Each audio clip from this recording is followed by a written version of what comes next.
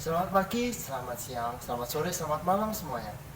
Perkenalkan, nama saya Nicholas Yandri, biasa dipanggil Nick, dari Fakultas TR dengan NIM 1652428. Izin memperkenalkan diri, saya Ahmad Zaki Robani, NIM 1962495 dari Fakultas STI Komputasi.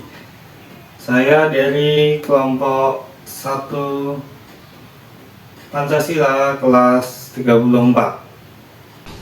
Halo, perkenalkan nama saya Dani Rahmat Pratama dengan NIM 165244047. Saya dari kelas 34 dan saya dari kelompok 1. Kami dari kelompok 1 telah mendesain suatu proyek pengabdian dengan judul Pencegahan Diare pada warga desa Mekargalih.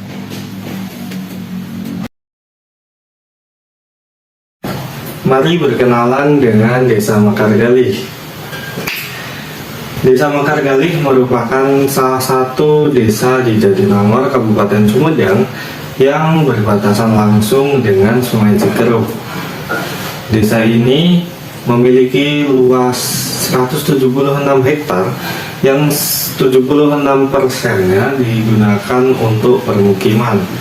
Desa ini terdiri atas 12 RW dan 36 RT dengan populasi sekitar 6.000 jiwa yang hampir 80%-nya berada di usia produktif, tetapi hanya 9,3% yang memiliki jaminan kesehatan.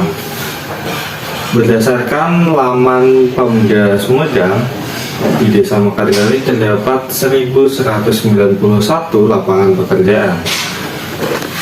Kelas 34 mengusung topik kesehatan masyarakat desa. Lantas mengapa kami memilih Desa Mekargalih dan masalah diare?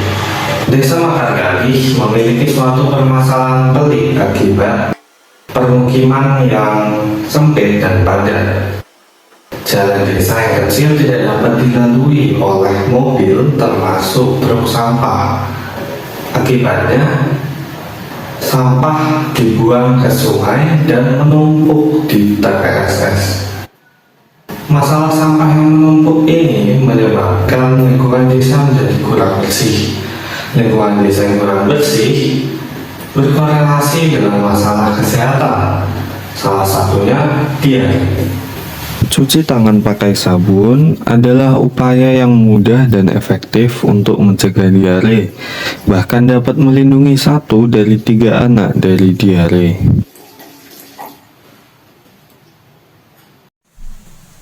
Lalu ada 2 permasalahan utama yang dihadapi oleh Desa Mekargalih.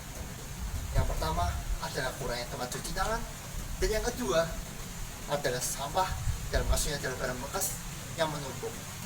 Permasalahan pertama, kurangnya tempat cuci tangan. Berdasarkan data terbaru dari Puskesmas Cisempur, hanya terdapat 42,17% fasilitas cuci tangan. Hal ini jika dibiarkan terus akan menimbulkan berbagai penyakit seperti diare, stunting, dan penyakit lainnya. Sampah barang bekas yang dibiarkan terus menumpuk karena dibuang ke sungai tentunya akan mengakibatkan banjir dan terburuknya bisa menimbulkan berbagai penyakit lainnya seperti diare juga, lalu ada penyakit kulit dan lain sebagainya. Untungnya air bersih itu tersedia 100%.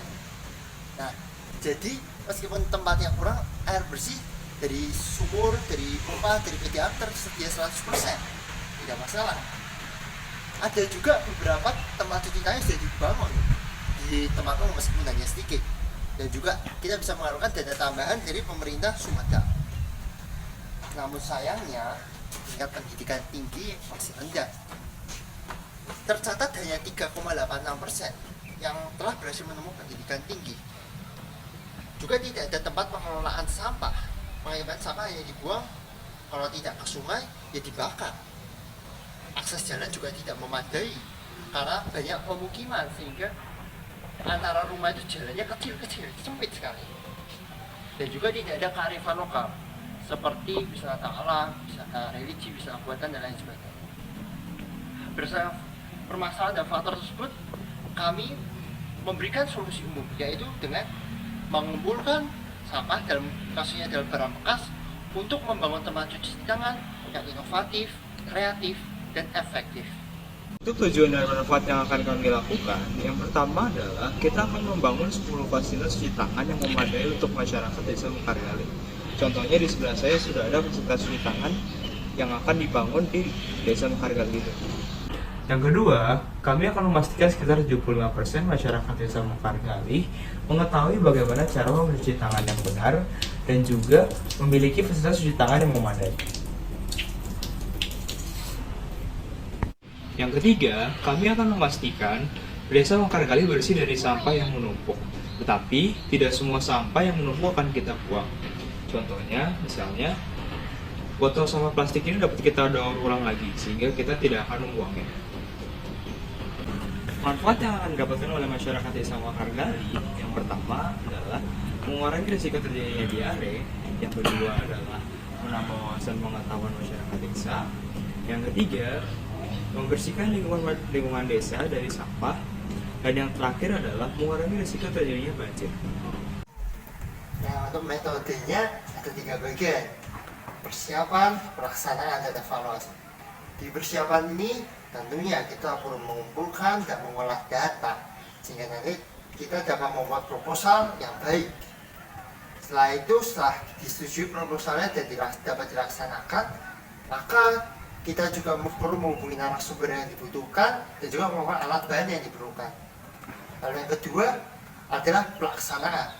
Di pelaksanaan ini ada 4 hal yang perlu kita lakukan: mengajarkan masyarakat akan pentingnya cuci tangan pakai sabun, mengajak masyarakat untuk mengumpulkan barang bekas, menggait lokal leader, dalam kasus ini adalah kepala desa, supaya membantu untuk mengarahkan dan mengatur masyarakat.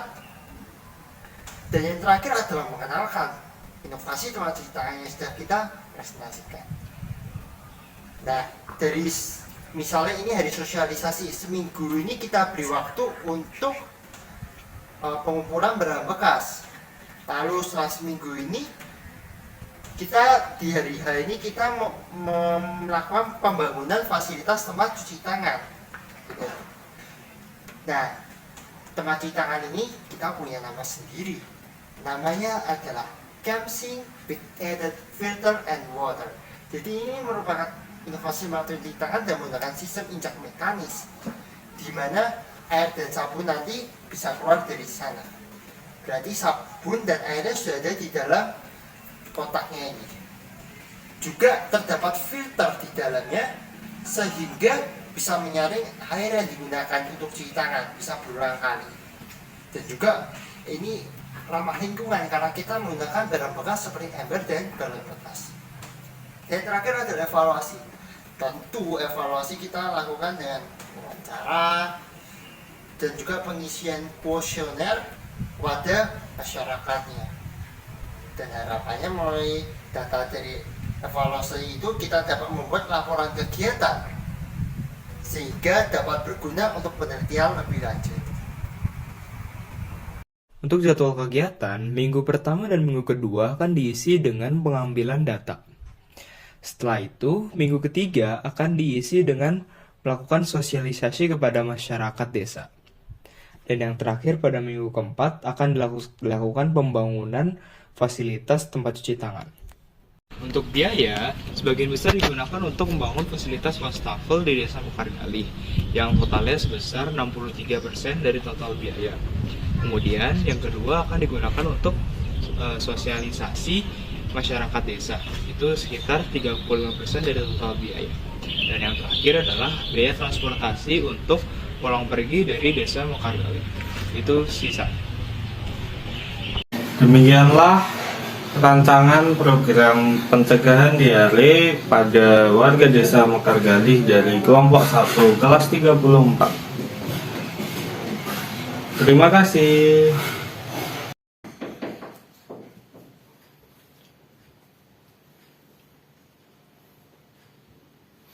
Kita cek sound lagi 1 2 3 A I U E O. Terima kasih.